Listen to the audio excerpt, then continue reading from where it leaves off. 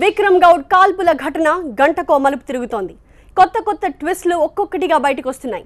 ఈ కేసుని సీరియస్ గా తీసుకున్న పోలీసులు విక్రమ్ గౌడ్ స్టేట్మెంట్ ని తాజాగా మరోసారి రికార్డ్ చేశారు. విక్రమ్ గౌడే ఆత్మహత్యాయత్నం చేసుకున్నట్టుగా వస్తున్న అనుమానాలు, ఆరోపణలతో పోలీసులు కేసుని లోతుగా దర్యాప్తు చేస్తున్నారు. గుర్తు తెలియని వ్యక్తి ఎవరో తాము ఉంటున్న ఇంటికి వచ్చి తనపై కాల్పులు జరిపాడని పోలీసులకి చెప్పాడు విక్రమ్ గౌడ్. కారులో వచ్చిన దుండగుడు తనపై కాల్పులు జరపడంతో వెంటనే తాను ఘటనా స్థలంలోనే కింద పడిపోయానని చెప్పాడు విక్రమ్. ఆ సమయంలో తానే ఏం చేయాలో అర్థం కాక గట్టిగా కేకలు వేశానని చెప్పుకొచ్చాడు.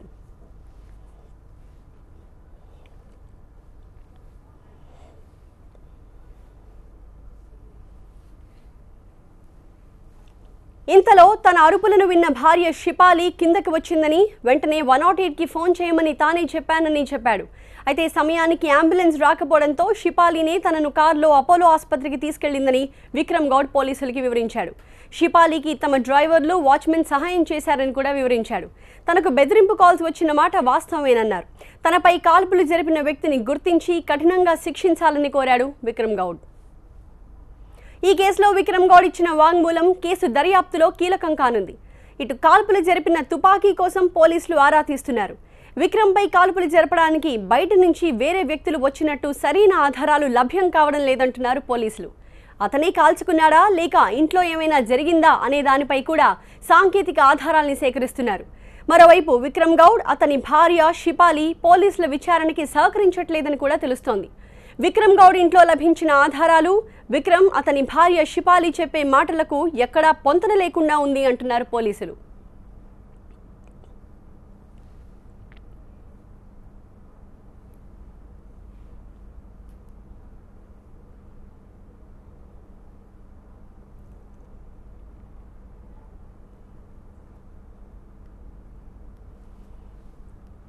ఇది విక్రమ్ గౌడ్కి తీసిన ఎక్స్రే దృశ్యాలు.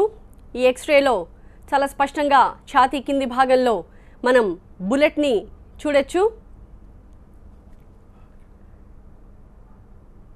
మొత్తం 2 చోట్ల బుల్లెట్ గాయాలైనట్టు తెలుస్తోంది. ఒకటి చేతికి, మరొకటి ఛాతీ కింది భాగంలో బుల్లెట్ ఉన్నట్టు ముందు నుంచి అనుకుంటున్నట్టే ఎక్స్రేలో కూడా చాలా స్పష్టంగా బుల్లెట్ని మనం గుర్తించవచ్చు.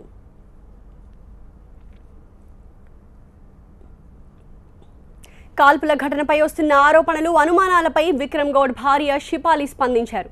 తమపై వస్తున్న ఆరోపణలు అవాస్తవం అన్నారామె.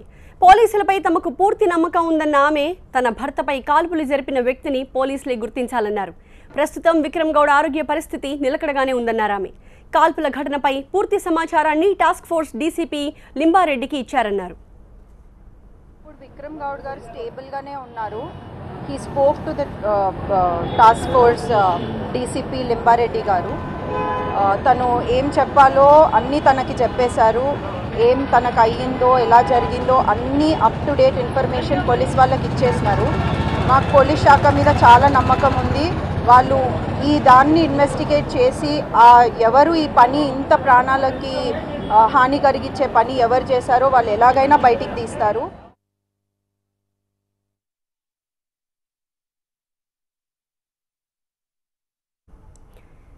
ఎవరో వచ్చి విక్రమ్ గౌడ్ పై కాల్పులు జరిపినట్టు ఆనవాళ్లు లేవంటున్నారు పోలీసులు.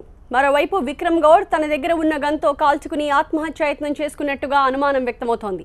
విక్రమ్ గౌడ్, అతని భార్య షిపాలి చెప్తున్న వివరాలపై పోలీసులు మొదటి నుంచి అనేక అనుమానాలు వ్యక్తం చేశారు.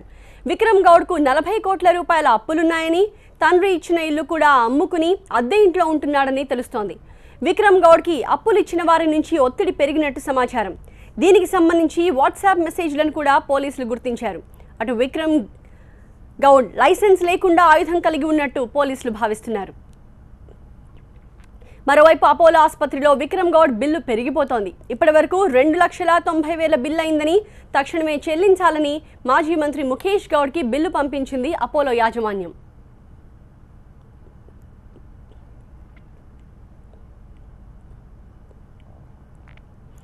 విక్రమ్ గౌడ్ది ఆత్మహత్యాయత్నమా లేక హత్యాయత్నమా? విక్రమ్ గౌడ్ కాల్పుల ఘటనపై ఇప్పుడు ఇవే అనుమానాలు వ్యక్తమవుతున్నాయి. ముఖ్యంగా కాల్పుల ఘటనలో ఎన్నో చిక్కు ప్రశ్నలు వెంటాడుతున్నాయి. ప్రస్తుతం ఆసుపత్రిలో ఉన్న విక్రమ్ గౌడ్ ఎందుకు నోరు విప్పట్లేదు? ఎవరైనా కాల్పులు జరిపినట్లయితే వెంటనే ఆ శత్రువుల పేర్లు ఎవరైనా పోలీసులకి చెప్పేవారు. కానీ విక్రమ్ తనపై ఎవరు కాల్పులు చేశారన్నది బయట పెట్టట్లేదు.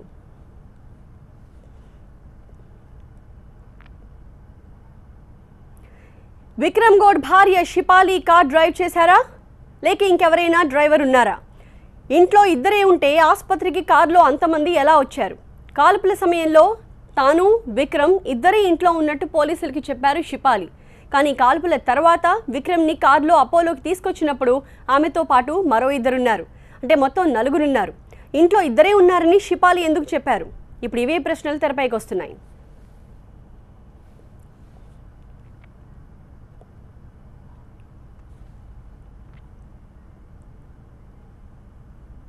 షిపాలి ముందుగా దర్గా అని ఆ తర్వాత గుడి అని ఎందుకు మాట మార్చారు? కాల్పుల ఘటనకు ముందు తెల్లవారుజామున షేక్పేట్లోని హజీబాబా దర్గాలో అన్నదానం పెట్టేందుకు వెళుతున్నామని, ఆ సమయంలో కాల్పులు జరిగాయని షిపాలి పోలీసులకి చెప్పారు. కానీ ఆ తర్వాత పెద్దమ్మ టెంపుల్కి వెళ్లేందుకు ప్రిపేర్ అవుతున్న టైంలో కాల్పులు జరిగాయని చెప్పారు. అసలు దర్గాకి వెళ్లాలనుకున్నారా, లేక గుడికి వెళ్లాలనుకున్నారా? షిపాలి ఎందుకు దర్గా గుడి అంటూ మాట మార్చారు? ఇది అంతుచిక్కని ప్రశ్నగా మిగిలింది. బ్రహ్మ ముహూర్తం ఉంది, ఏదో అక్కడ దగ్గరలో ఉన్న దర్గాకి కానీ ఇక్కడికి మరి అక్కడ ఉన్న పెద్దమ్మ గుడికి కానీ వెళ్ళాలని నిర్ణయించుకొని మరి వాళ్ళంతా తయారై అతను కూడా రాత్రి ఇక్కడికి వెళ్ళి 2:30కి వచ్చినారని తెలుస్తుంది. 2:30కి వచ్చిన తర్వాత ఇప్పుడు బ్రహ్మ ముహూర్తం ఉంది, మనం 3:30కి వెళ్ళాలని చెప్పాడు. అప్పుడు అతను తయారై అతను కిందికి దిగి అతనితో పాటు అతని భార్యను కూడా కిందికి రమ్మని చెప్పి వెళ్తున్న సందర్భంలో అక్కడ ఇన్సిడెంట్ అయింది. 2 సౌండ్లు వచ్చినాయని చెప్తున్నారు. బట్ భార్య కూడా ఏం గమనించలేదట. అక్కడికి వచ్చేసరికి కింద పడి ఉన్నాడు అని అంటున్నారు.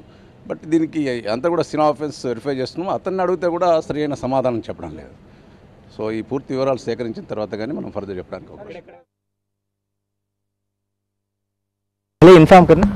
पहले इन्फॉर्म करना पड़ता हमारे। पहले हमारे एमएलए साहब वगैरह रहते, हमारे कौशल मुन्नुद्दीन साहब वगैरह रहते, उन लोगों को बोलना पड़ता। जो कमेटी के जो मेंबर हैं लाला भाई वगैरह, उन लोगों को परमिशन लेना पड़ता। उनसे परमिशन लेके जो भी आप भोजन वगैरह करा रहे उनसे बोल के करा ले सकते। जी नहीं, कुछ भी नहीं आया वैसा, तो वैसा कुछ भी नहीं आया।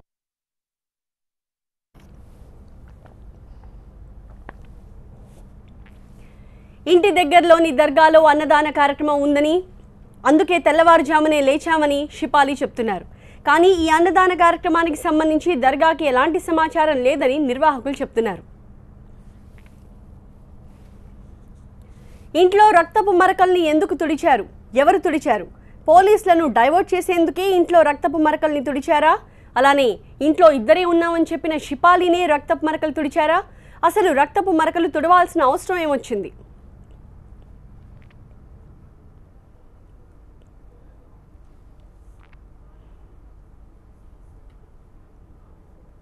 మరోవైపు విక్రమ్ గౌడ్ పై కాల్పులు జరిగాయని తెలుసుకుని వెంటనే షాక్కి గురయ్యానని షిపాలి తండ్రి అంటున్నారు. విక్రమ్ గౌడ్ అప్పుల్లో కూరుకుపోయాడనేది కూడా అవాస్తవం అన్నారు. విక్రమ్ షిపాలీలు చాలా అన్యోన్యంగా ఉంటారని కూడా ఆయన అంటున్నారు.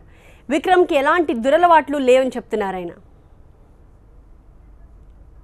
తెల్లారుజామున 5:30కు ఫోన్ చేసింది మా భార్యకు, ఇలా విక్రమ్పై దాడి జరిగింది, అతన్ని కాల్పులు చేశారని, కాల్పులు జరిగాయని. ఆ కాల్పులు జరిగాయనగానే మా భార్య పెయింట్ అయి పడిపోయింది. నేను షాక్ తిన్నాను. 15 నిమిషాల తర్వాత ఆమెని సంజాయించి క్యాబ్ బుక్ చేసుకొని హుటాహుటిన మేము హాస్పిటల్కి బయలుదేరాము. అక్కడికి వెళ్ళేసరికి వైద్యులు వైద్య పరీక్షలు చేస్తూ అతనికి చికిత్స చేయిస్తున్నారు. తర్వాత అక్కడ మా కూతురుతో మాట్లాడే ప్రయత్నం చేసినా కానీ ఆమె షాక్ గురై ఉన్నది. వాళ్ళ అమ్మని పట్టుకొని ఏడుస్తూ ఉన్నది. దానికి నేను కూడా అక్కడనే పొగిలిపోయాను. నేను తర్వాత కొంచెం సేపటి తర్వాత 7:30 ప్రాంతంలో మా కూతురిని అడిగాను, ఏంటిది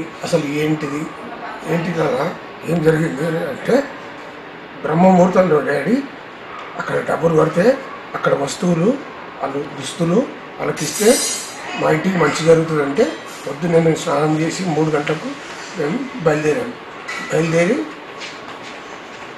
బయలుదేరే ముందు కిందికి మాల్లుడు కిందికి వచ్చాడట. పైన మా కూతురు ఇంకో 2 minutes లేట్ కిందికి వచ్చేలోపే విక్రమ్ తలుపులు తెలిసేసి గేట్ తెరిచి అక్కడ నిలబడగానే సోఫాపై ఉన్నప్పుడు ఇలా కాల్పులు జరిపారని తెలిపింది.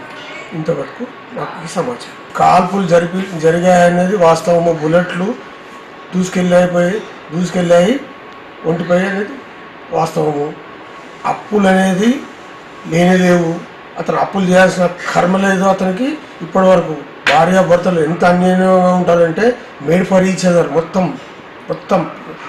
ప్రజానీకానికి తెలుసు, మొత్తం ఆంధ్రప్రదేశ్ తెలుసు. శిపాలి విక్రమ్ గౌడ్ అంటే ఎంత అన్యాయంగా ఉంటారంటే మేడ్ ఫర్ ఈచ్ అదర్ అంటారు. వాళ్ళకు అప్పులున్నాయి. ఎప్పుడు ఏ రోజు కూడా నా దగ్గర అల్లుడు కానీ నా కూతురు కానీ ప్రస్తావన తీసుకెళ్ళారు. వాళ్ళకి 2 కొడుకులు. ఎంత అన్యోన్యంగా వాళ్ళిద్దరిని పెంచుకుంటారంటే పొద్దున్న నుంచి రాత్రి వరకు వాళ్ళని వేసుకుంటారు. వాళ్ళు విక్రమ్కు డ్రగ్స్ అంటున్నారు. డ్రగ్స్ కాదు కదా, పాన్ కాదు, సిగరెట్ కాదు, ఆయన మందు కానీ ఇప్పటి వరకు జీవితంలో ఆయన ముట్టలేదు, చూడలేదు, వినలేదు. ఆయన తాగడు. ఆయనకు ఎప్పుడున్నా ఛాయ్ తాగుతాడు, స్వీట్ తింటాడు, భోజన ప్రియుడు. అంతకు మించి అతనికి చెడు అలవాట్లు లేనేది. మా కూతురు బీటెక్ చేసింది, MBA చేసింది, ఇప్పుడు మళ్ళీ ఆర్కిటెక్చర్ దాంట్లో చేస్తుంది. నా కొడుకు ముఖేష్ కూతురునిచ్చిండు. ముఖేష్ వాళ్ళు కూడా అన్యోన్యంగా ఉంటారు. దానికి వీళ్ళ ఇంటికి కొంచెం 10 నిమిషాల తోలో వీళ్ళు ఉంటారు. నా కొడుకు కూడా సపరేట్ ఉంటాడు, విక్రమ్ కూడా సపరేట్ ఉంటాడు. ఎందుకంటే తండ్రి దగ్గర ఉంటే వీళ్ళకి తెలియదు. సపరేట్గా ఉండి సంపాదించుకొని మా కాలం మీద మేము ఉండాలి, తండ్రిపై ఎందుకు ఆధారపడి ఉండాలనే భావాలతో ఉన్నారు. వాళ్ళు ఎవరి కష్టం మీద వాళ్ళు ఉండాలి, తండ్రి సంపాదన మీద మేము ఎందుకు అనేది మా కొడుకు